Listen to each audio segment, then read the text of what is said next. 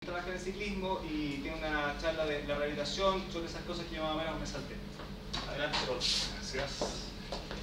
Y gracias por venir. Qué bueno que venga tanta gente, qué bueno ver pacientes, gente que han estado conmigo aquí escuchando.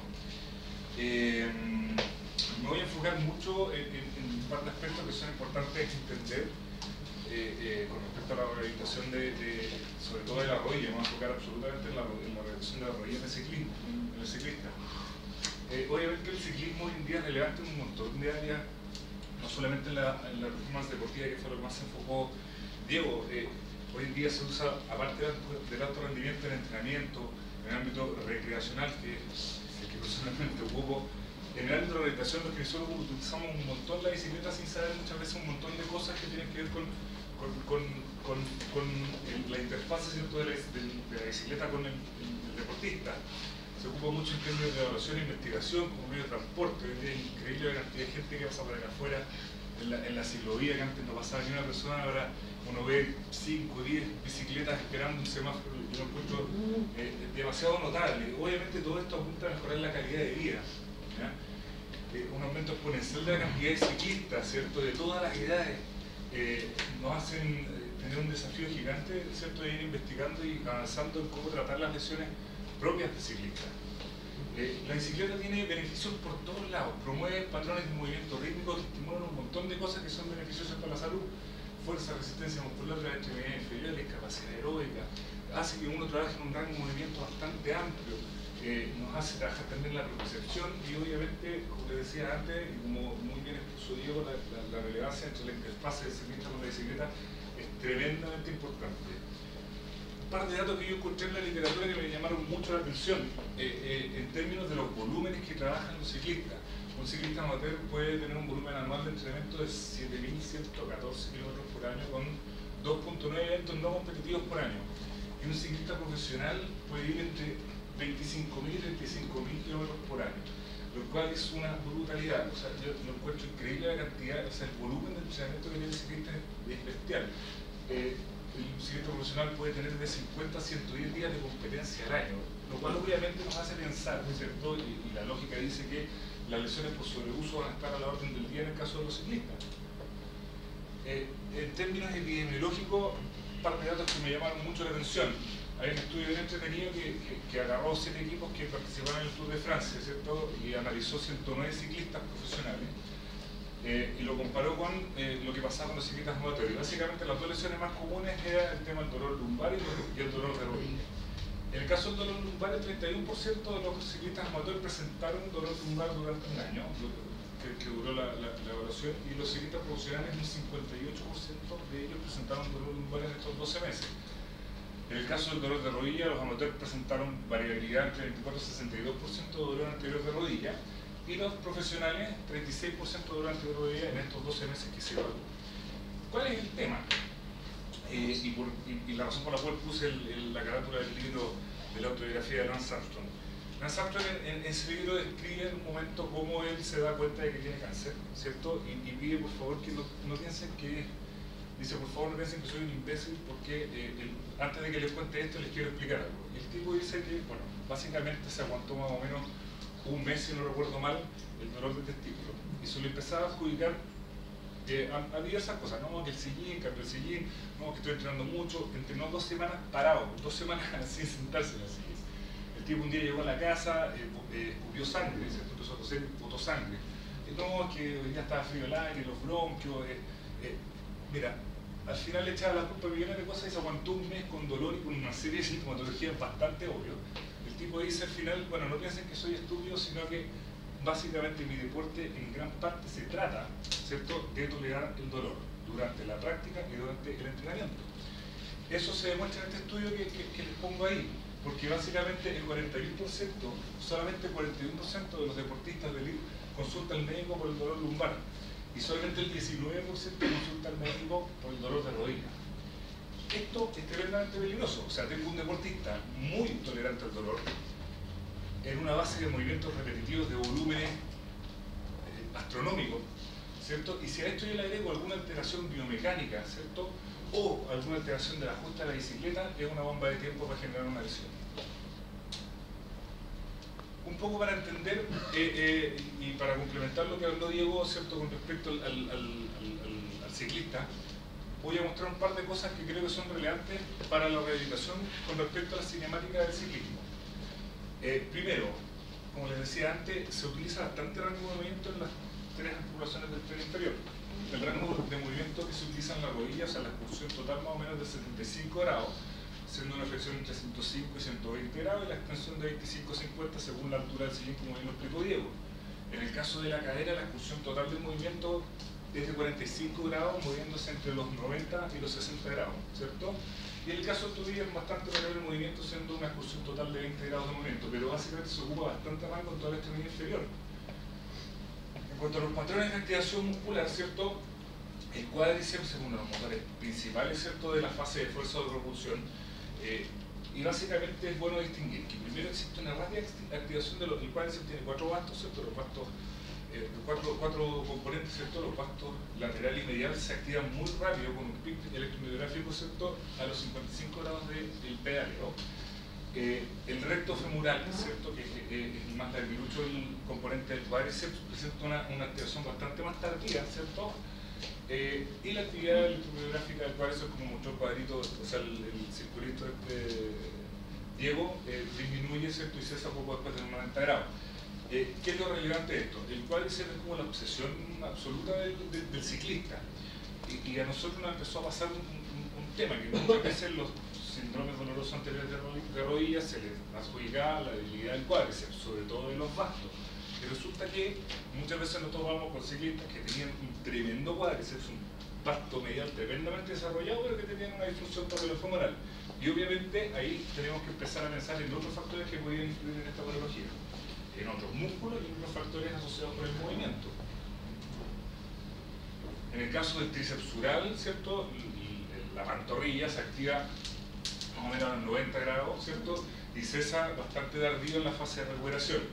El tríceps sural presenta una cocontracción junto con el tibial anterior. El tibial anterior es el músculo que tira la punta del pie hacia arriba, y el tríceps sural son los gemelos, ¿cierto?, la pantorrilla y el sóleo. Esto es súper relevante porque esto es un poco también para mostrar lo mismo, que hay ciertos músculos que los ciclistas no trabajan y que son tremendamente necesarios. El tibial anterior, el que tira la punta del pie para arriba, se tiene que co-contraer con el tríceps sural de manera de estabilizar el tobillo para que se pueda transmitir la fuerza que genera la extremidad inferior sobre el pedal. Y el tibial anterior, nadie lo pesca. Para nada. Lo mismo pasa con los extensores de cadera y con los flexores de rodilla, ¿cierto? Los isquiotibiales también se pueden activar, no siempre se activan, se pueden activar durante la fase de propulsión como mecanismo de descanso. Eso me lo explicó alguna vez, Diego, que era una técnica que de repente utilizaban algunos ciclistas, ¿cierto? Después de los 90 grados, los isquiotibiales aportan en la flexión de rodilla, ¿cierto? Una vez que el cuádriceps cesa su actividad, como decía Diego, para el cuádriceps empiezan los isquiotibiales a doblar la rodilla. Y por último, en la fase de recuperación, ¿cierto?, más arriba, ¿cierto?, dentro del ciclo de pedaleo, los isquiotibiales y el tríceps sural aumentan su componente flexor de rodilla y se suman los flexores de cadera para terminar el ciclo junto con los dos flexores de tobillo. ¿Ya? O sea, básicamente lo que quiero decir es que no solo de cuádriceps vive el ciclista. ¿Ya? Ahora, en cuanto siguiendo un poco con la cinemática del ciclismo, los cambios de altura del sillín generan cambios que son súper predecibles en términos de rango de movimiento, ¿cierto? Subo el sillín y la rodilla básicamente se afecta menos, bajo el sillín se afecta más y viceversa con la extensión, ¿cierto? Ahora, el ángulo de inclinación del sillín no afecta mucho la cinemática de la rodilla, pero sí la de la cadera, ¿cierto?, y la del tobillo, aumentando el grado de flexión de cadera y de dorsiflexión de tobillo.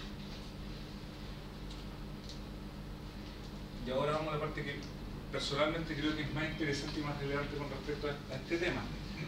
Existen súper pocos estudios que enfoquen, ¿cierto?, cómo se mueve la extremidad inferior en el plano frontal, o sea, cómo se mueve en el plano frontal la extremidad inferior cuando yo pedaleo, que es un poco lo que explicaba Diego del pargo.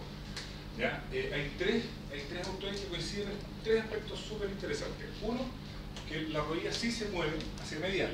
¿Cuánto? Más o menos 6 centímetros, si es que digamos una línea de referencia, ¿cierto?, se puede mover hasta 6 centímetros hacia adentro durante el pedaleo. En el punto más alto del ciclo, el fémur puede realizar una rotación externa y una pequeña aducción, ¿cierto? Puede moverse un poquitito hacia adentro de manera de disminuir las cargas y el estrés tisular sobre el pie y el tobillo. pero eso debe ceder al iniciar la fase de fuerza, ¿ya? De propulsión. ¿Esto por qué? Porque hay dos autores más, que son Hannaford y Bailey, que reportaron que los individuos que tenían dolor de rodilla tendían a mover muchísimo más las rodillas a medida, tendían a tener más valgo de rodilla durante el pedaleo que los individuos que no tenían dolor de rodilla. Y por otro lado, Francis hizo un estudio parecido, ¿cierto?, en el cual él encontró que los deportistas de élite movían mucho menos las rodillas a medial. O sea, los que tenían mejor técnica, mejor control neuromuscular de la musculatura de la cadera, movían menos sus rodillas hacia adentro que los deportistas o los ciclistas amateurs. Esto básicamente, ¿qué nos dice? Ah, perdón, me faltó una cosita. Acá tenemos una paciente que tiene dolor anterior de rodilla y que, si ustedes ven, no tiene ningún control de la rotación, se le va la rodilla hacia adentro bastante groseramente durante el pedaleo. Ella tiene dolor anterior de rodilla, tiene una serie de elementos que vamos a explicar en las próximas diapositivas con respecto, ¿cierto?, al déficit de control de la musculatura rotadora externa de cadera, ¿ya? Eso es lo que llamamos valgo funcional, ¿ya? Valgo funcional, déficit de control de la musculatura rotadora externa y abductora de cadera, que básicamente hacen que mi rodilla se vaya hacia adentro en rotación interna, o sea, el fémur en rotación interna y aducción. Hay un montón de factores que pueden influir sobre el valgo rodilla. Este mismo autor, Francis, se fijó bastante en el pie y obviamente se dio cuenta de que el pie puede influir sobre el valgo funcional. ¿De qué manera? Básicamente, el pie, que es pronador, ¿cierto?, y eversor, tiene la tendencia a generar bastante más valgo en la rodilla, y esto básicamente porque el pie pronador suele acompañarse de una rotación interna de la tibia se va para adentro, ¿cierto?, y la tibia no se puede mover sola, se mueve acompañada del fémur. ¿Cuál es el problema? El problema es que cuando eso yo lo hago durante la fase de propulsión, cuando yo estoy empujando, cuando hago fuerza con mi cuádriceps, la rótula no acompaña ese movimiento de rotación interna del fémur, y se gira hacia adentro, ¿cierto?, rota interno, pero la rótula se queda más o menos fija por la acción del cuádriceps, voy a tener una hiperpresión lateral y dolor anterior de rodilla. Modo de resumen, tengo dos posibilidades, ¿cierto?, desde abajo hacia arriba y de arriba hacia abajo. Pie pronador, me va a llegar una rotación interna de tibia, esa rotación interna de tibia me va a llevar a una rotación interna de fémur y voy a tener un valgo funcional. Y por el otro lado, por arriba, ¿cierto?, tengo debilidad del glúteo medio sobre todo, pero de toda la musculatura rotadora externa de cadera, ¿cierto?, que me va a llegar a un déficit del control de la aducción de fémur, ¿cierto?, y que también me puede llegar a un valgo funcional. O sea, tengo que verlo considerando de los dos lados. Hay un autor que a mí me gusta mucho, que se llama Bailey, y establece un vínculo directo, ¿cierto?, entre el valgo funcional y el desarrollo de patología de la articulación patolofemoral. Y por lo tanto, el tratamiento de estas lesiones siempre debe considerar los aspectos antes mencionados, especialmente en el ciclista que repite un montón de veces el ciclo del pedaleo. Por lo tanto, el kinesiólogo debe evaluar siempre la calidad del control dinámico de la extremidad inferior. Como les decía Diego, hay un montón de formas que son bastante sencillas de evaluar esto, ¿ya? La misma paciente que tenía el déficit de control evidente durante el pedaleo, si uno le hace un simple test que le pide que baje un peldaño, ¿cierto?, ustedes ven que a la tercera repetición ella ya no es capaz de controlar su rodilla y se le empieza a ir hacia medial, hacia cualquier lado, ¿ya? Es como bien, obviamente uno pone un caso bien evidente, ¿cierto? Entonces, ¿cómo tratamos esto? Ya vimos cómo lo evaluamos, un poco de qué se trata, pero cómo se debiera tratar esto. Primero, en la fase aguda, ¿cierto?, cuando el paciente llega con dolor, con la rodilla inflamada, que no puede pedalear, un poquito ofuscado, ¿cierto?, porque no puede hacer su deporte favorito. Primero tenemos que preocuparnos de manejar el dolor y la inflamación, y para eso los kinesiólogos contamos con una serie de corrientes que sirven para aliviar el dolor. Contamos con el frío, contamos con el ultrasonido, un montón de medidas terapéuticas que pueden ayudarnos a bajar el dolor y la inflamación. Y por otro lado, en esta fase nos tenemos que preocupar de manejar los tejidos blandos. ¿Qué significa eso? Principalmente soltar o liberar todas las estructuras laterales del muslo que me pueden llevar a un aumento de tensión sobre el retináculo lateral, que es el que me va a tensar la rótula hacia afuera. O sea, básicamente me refiero a elongar cuádriceps, banda iliotibial, ¿cierto?, y glúteo medio, que son todas las estructuras que me pueden aumentar la presión sobre la cara lateral de la rótula. Y sobre esto, obviamente, también uno ocupa muchas técnicas de masoterapia que sirven para liberar las restricciones miofaciales que puedan existir. ¿Cuáles son los elementos que más utilizamos, o las elongaciones más recomendadas? Fredrickson, 2006, hizo un estudio bien entretenido de cuáles eran las elongaciones que más servían, y básicamente para la banda iliotibial eran esas dos primeras, para el glúteo medio esta, y la otra que recomienda para la banda iliotibial es con una cuerdita, ¿cierto? Haciéndolo de esa manera en conjunto con la elongación de la musculatura posterior del muslo, ¿ya? El foam roller, los rollitos de espuma, ¿cierto? Son un elemento tremendamente entretenido. Ahora hay más marcas, hay más posibilidades de comprar, ¿cierto? Se pueden ocupar en la casa, son súper fáciles y sirven para hacer técnicas de liberación miofacial de las estructuras laterales del muslo, ¿ya? El kinesiólogo que de repente le gusta hacer sufrir un poquito a los pacientes puede hacer técnicas de liberación miofacial que no son agradables. Los que ya se hayan hecho algún tratamiento de este tipo se lo recordarán, ¿cierto? Pero tienen que fijarse mucho de ejecutar técnicas que liberen, ¿cierto?, la banda iliotibial con respecto a los grupos musculares que están adyacentes. En este caso el cuádriceps, ¿cierto?, en esa técnica, y después la otra técnica que yo creo que es la más dolorosa con respecto a la musculatura isquiotibial.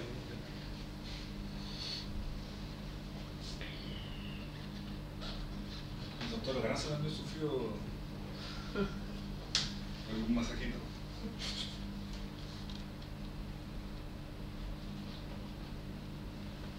En la fase intermedia yo me voy a preocupar más de corregir las alteraciones biomecánicas, ¿cierto? Y para eso me voy a preocupar de activar y coordinar, sobre todo coordinar musculatura. ¿Cuál? Obviamente la musculatura que se dará, ¿cierto?, los abductores y los rotadores externos de cadera en conjunto con el cuádriceps. Una forma muy buena de empezar es un ejercicio como el que está mostrando el video que está corriendo, ¿cierto? Una sentadilla en conjunto con la separación de las piernas. O sea, yo le voy a pedir que coordine la musculatura del glúteo con la musculatura del cuádriceps.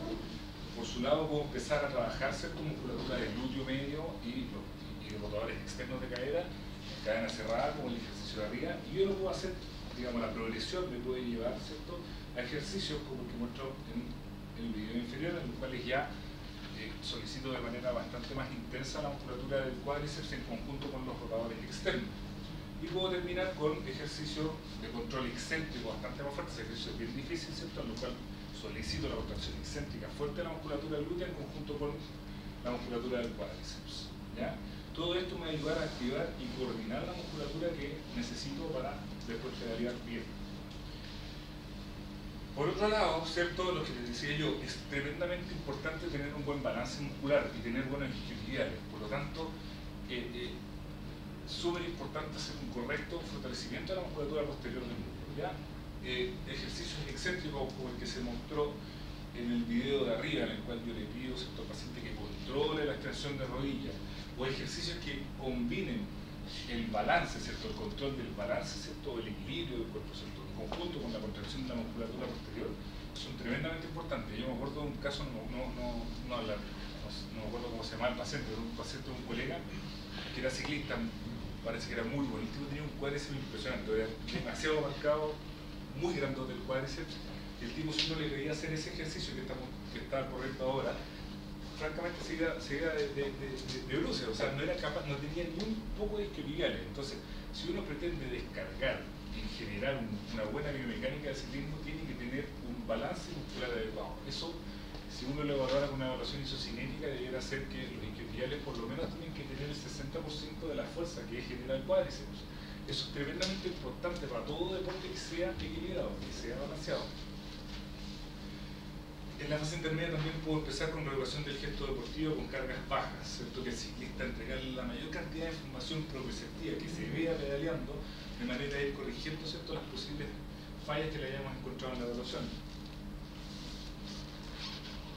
En esta fase intermedia, ¿cierto?, también voy a trabajar el equilibrio, la constitución, el balance, y súper importante el tema de la estabilización lumbopiótica, lo que le habló en un minuto Diego, que para muchos deportes hoy en día, en términos de prevención de lesiones, la estabilización de la musculatura que afirma o que controla, ¿cierto?, el movimiento de la pelvis y la columna lumbar es relevante para prevenir cualquier lesión en cualquier deporte. ¿Por qué? La estabilidad de la columna lumbar y la pelvis, ¿cierto?, son la base para el movimiento del tren inferior. si yo no tengo un buen control lumbopélvico, sobre todo en situación de fatiga, ¿cierto? La extremidad inferior va a estar trabajando sobre una base absolutamente inestable. Y si trabaja sobre una base inestable, obviamente es más propensa a sufrir lesiones de todo tipo. Por lo tanto, incluir, ¿cierto?, dentro de la ruta de rehabilitación, en la fase intermedia, ejercicios de estabilización, tales como lo que se está mostrando, ¿cierto?, como el puente en prono o el puente lateral, de manera de fortalecer toda la musculatura del core, ¿cierto?, la musculatura estabilizadora del músculo, que es tremendamente importante. Por último, en la fase avanzada, ¿cierto?, del tratamiento del síndrome de variamiento rotuliano o dolor anterior de rodilla, ¿cierto?, ya puedo empezar con fortalecimiento muscular más intenso, con reeducación del gesto deportivo, donde debo corregir la configuración de la bicicleta, que nos lo digo hace un poquitito. Debo hablar obviamente en la bicicleta al deportista, y si es posible obviamente evaluar con pedalidad de pie y sentado en el caso de que lo haga en su quehacer deportivo. Trabajar la capacidad aeróbica también es un objetivo importante en esta fase. Un datito interesante, ahorita está súper de moda el tema del CATEI, estos vendajes de colores que lo han utilizado como muestra Evans y un montón de ciclistas, un montón de deportistas.